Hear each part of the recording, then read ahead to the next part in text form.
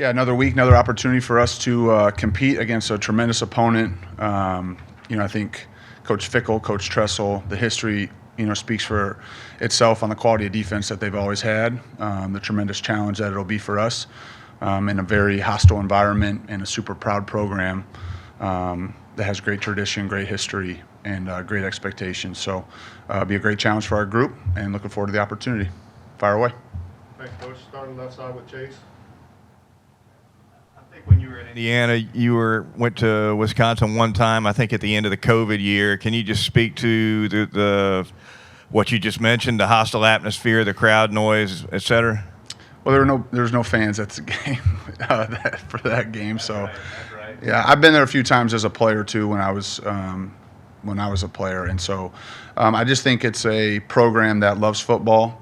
The fans are very passionate, and it's a tremendous environment to play and compete in, and that's a credit to their fan base and the pride that they have in that state for that program. And so it'll be a challenge for sure, and one we're excited for. To the middle of the room, under the Grace. Coach, as far as Jalen's presence in the pocket, what do you see that's working, and where do you want to see growth headed into week 3? Well, I think he did some nice things the other night as far as avoiding some rush and creating some plays. And I think there's other times where, we're looking for him to try to get the ball out of his hands, when there's opportunities that present themselves that way. So, I don't think any two plays are the same. I think every situation, you're just continuing to try to teach and point out, opportunities to just stay away from some negative plays that way. And sometimes, there's not much the quarterback can do. But in the opportunities where we feel like maybe he could have made a different choice or decision, we just talk through that. Obviously these are split-second decisions, and he made a lot of great plays for us. And there's a couple where, hey, maybe if you got the ball out here, or you threw the ball here, or whatever it may be. And so that happens every game. I think he's been receptive to that, and acknowledges and recognizes each and every game opportunities for improvement. And I thought there was a lot of great moments for him, in that regard in the game as well. Go to the left side, Steven. Coach, obviously he has the speed, but when you watch Jam Miller run with the power and the passion that he does, what does that bring the team, especially on that explosive run last week? Yeah, I think, Jam is just a tough kid, very competitive. He's not the tallest player, but he's, built. And he has power, and he has quickness, and he is a tough tackle. And so none of the things that have shown up in the first 2 games is a surprise to anybody in our building, because he does it each and every day in practice. And so he's a great kid. He's tough. He's competitive, extremely hard worker. We like Jam a lot. Front right side, Nick. Yeah, a lot of inconsistency going into the final quarter, but in the final quarter, the last 6 minutes, some really good things that worked. What can you replicate from those final 6 minutes that will help you going forward? Well, I think just simple execution and fundamentals. I think obviously we all know that we had some issues with some penalties and some lapses in execution, and that certainly hurt us in the first 3 quarters of the game. And I thought the guys did a better job of executing simple things well. And we were explosive in the game. We just had a lot of those called back, and so we need to just zero in on the details, the fundamentals, the execution. And there's a lot that goes into that. But I also think that's what ended up hurting us was when we didn't focus on the small things, on the details. We didn't play with good fundamentals and technique. We fouled. We had penalties, and so. I thought they did a better job of that, obviously, of just executing simple plays well, and they were helpful. Go to Mike in the middle here. What'd you see from Wilkin on film, and just with the 3 holding penalties with him? Is there a teaching point, a coaching point on that? Yeah, absolutely. I think in all those moments you're trying to just teach and help a player improve. I think Wilkin cares a whole bunch.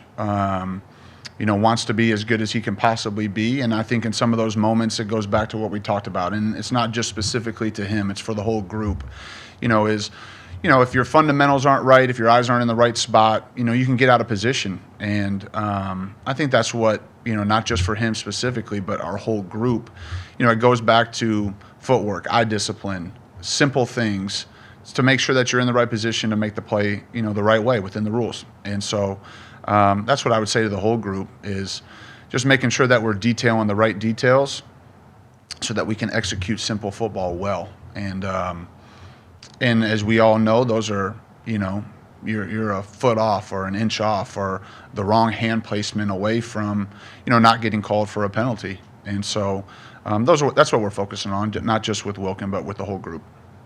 Go to the left side, sorry, Tony. Yeah, what have you seen from Hunter Wohler first? And then second of all, how much can you lean on Coach Hitch just having the familiarity with that secondary, especially the safeties units? I have a ton of respect for him. I think he's a fantastic football player, and he's well coached. And I also think his instincts show up. Very productive. For him to have the number of tackles that he had a year ago is impressive. And I have a ton of respect for him as a football player, the way he plays the game, the way he competes. I think that's pretty evident and stands out on film.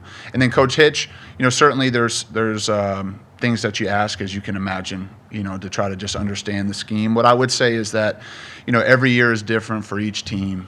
Every group of players is slightly different.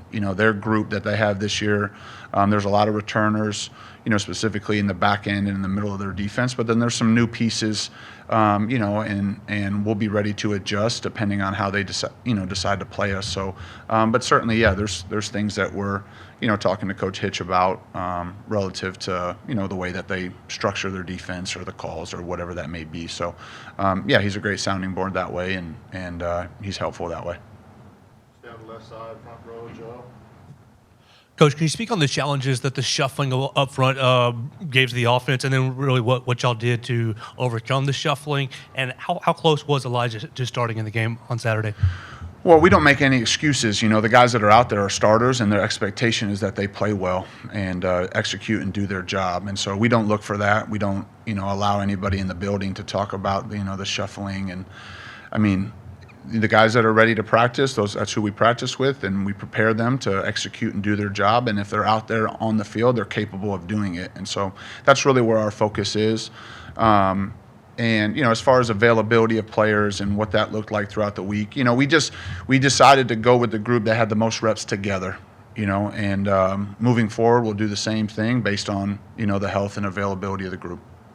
We got 3 questions left, so we'll start here with Alex, right up the middle. The explosive plays have obviously been there, which I'm sure you like, but the short to intermediate passing game, how would you like to see that kind of come along? I think, I think the down in and down out execution needs to improve, and that's really been a focus for the group because I think we all can see the explosiveness and the ability to score quickly. But I think us being able to stack plays consecutively together and execute and do your job down in and down out, not just specifically to the short and intermediate pass, but in all areas. That's certainly a point of emphasis this week and moving forward that, we just stack good plays together, and the explosive plays will come in addition to that. Travion, far left. Hey, Coach. Can you just speak about what the offense, what's the offensive mindset this week heading into Wisconsin after seeing all the, just the small mistakes and stuff like that? What will be the mindset in practice this week? Yeah, just as I mentioned, to make sure that we're detailing the right details and focus on execution. That's really been that'll be the focus this week, and excited about the opportunity to compete against a great opponent in a great environment, and looking forward to that challenge. And so that'll be the mindset. All right, we're going to finish up with Katie. What's going to be the emphasis on ball security after some of the fumbles in the first 2 games? Well, and I know Coach mentioned this in the post game. We emphasize ball security each and every day in every drill, and we certainly have periods of practice where we're specifically drilling it. That won't change. It's not like we understand the importance of it. Our players understand the importance of it. The things that came up in the game can't happen, and our guys know that. We know that. So I wouldn't tell you that there'll be an extra emphasis because it's always emphasized at a high level. And so this week will be no different. And so we look to improve in that area. Thank you, Coach. Appreciate it. Thank you. Roll Tide.